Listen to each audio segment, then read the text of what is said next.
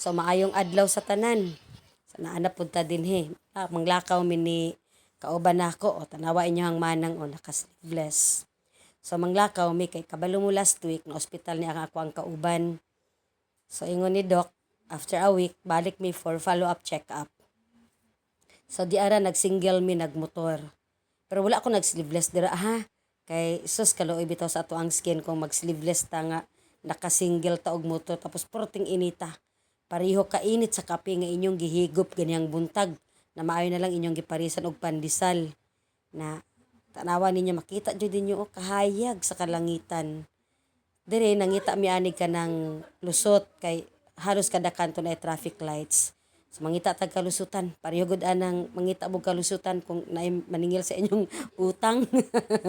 Hapit-hapit na jud mi ani dire sa clinic ni Doc. So makapahuway na ta sa kainit.